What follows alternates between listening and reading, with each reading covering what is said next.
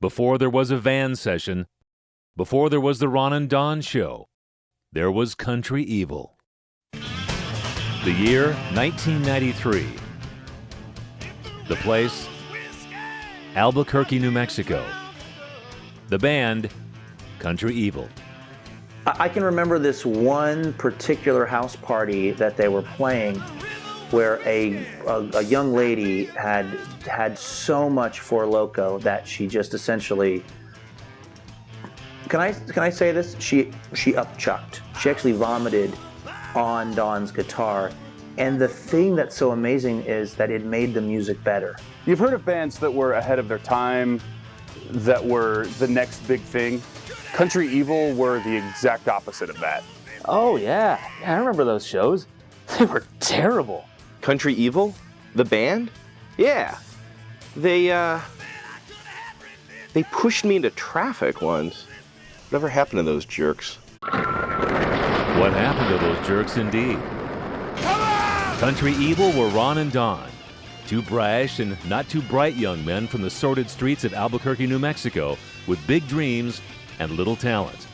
They took the house party scene by storm, playing any and every basement, backyard, and attic they could find for anybody who would listen. They were the rock band that everybody knew about, but nobody talked about. How they were able to secure a real paying gig remains a mystery. The show, however, went off without a hitch, and then the boys disappeared, never to be heard from again. This is Country Evil, Behind the Music.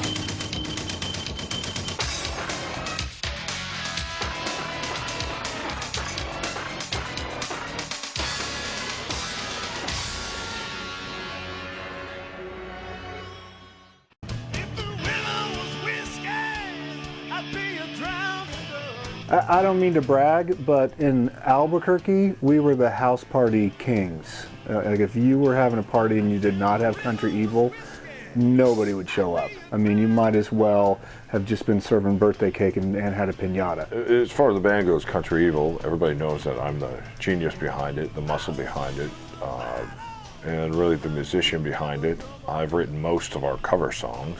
Back then, before the internet, it's like you had to have an A&R guy come see your show. And so I think if the right people would have been in the audience at a Country Evil show, I mean, I had someone told me that we were better than you too. Mostly what happens at a lot of these the Country Evil shows, the women are screaming so loud that you can't actually hear the music, which is probably really helped us out. Country Evil was silly and fun and gross and terrible. They were a little disgusting. A lot of times people, I assume family members, they would ask for this song, they would request this one song. And then they would play it. Oftentimes they'd open their shows with it, and then they'd close their show with it. And they'd also use it as the encore, and they'd usually play it before and after the intermission. So by my count, it was like 7 to 8 times per show they would play this one song, which I guess was it was a blessing, because the more they were playing this song, the less they were playing their other songs. I heard a quote from Stevie Ray Vaughan once where he said he never played the same solo twice, and so we would do the song, like, and sneak it in there 3 or 4 times, never the same. People loved it. Hours turned into days, days turned into months, months turned into years. The house parties were few and far between. Today, Ron and Don have a successful career in radio at 97.3 Cairo FM. This is the Ron and Don Show. All right, here we come. Seattle, Tacoma, Auburn, and all our friends who live in Poulsbo. That's where the boys met Rachel Bell, a cat-loving, burrito-eating, quirky ray of light.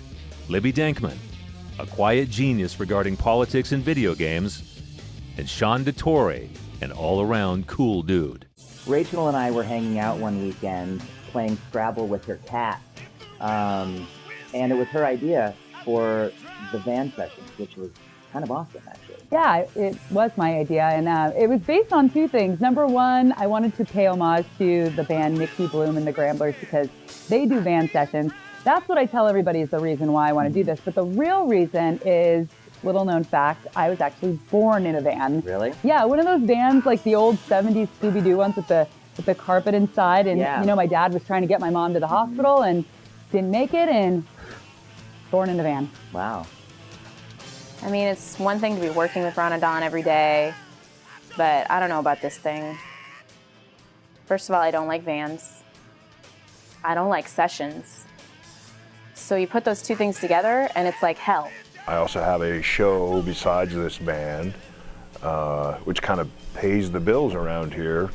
And, you know, I don't want to brag or anything or be too obvious about it, but it's a show called the